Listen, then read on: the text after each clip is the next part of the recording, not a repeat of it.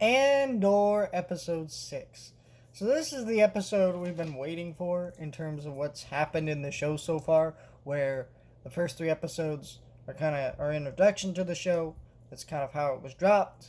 And then we had a couple episodes after that about this heist.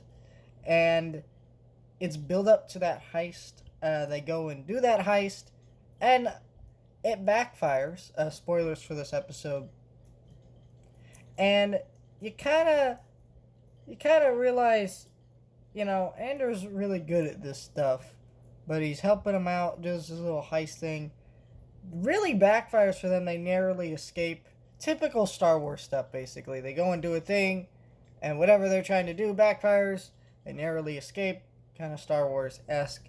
But this has a much grittier feel. People die. It doesn't. It's not just like a bunch of stormtroopers that die. In most Star Wars projects, you get stormtroopers. Most of the people involved in this episode are not stormtroopers. The Imperials are face. You can see their face. Some of them die. Some of them don't make it. Some of them are kidnapped or held hostage. It's a much grittier feel. And that's because the aim of this show is to be a spy thriller type show. And so you get to that point in this episode. It's beautifully directed, by the way, this episode. I love the visuals in this episode.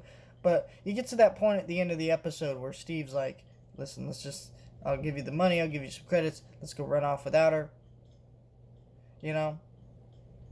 And Andor's like, psh, you're dead. He kills him.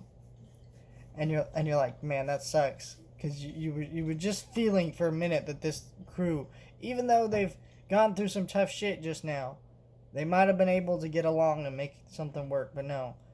Andor gets his stuff, he leaves, and just end the episode.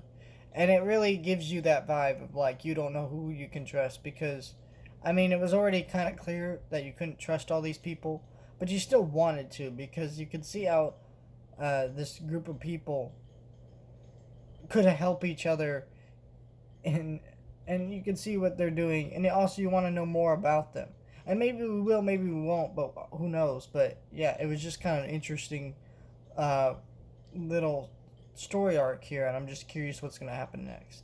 Because once again, we deal with Andor killing a person and what that means. Clearly, he's not a person that likes doing this or enjoys doing it, once you see the look on his face after he kills Steve in this episode.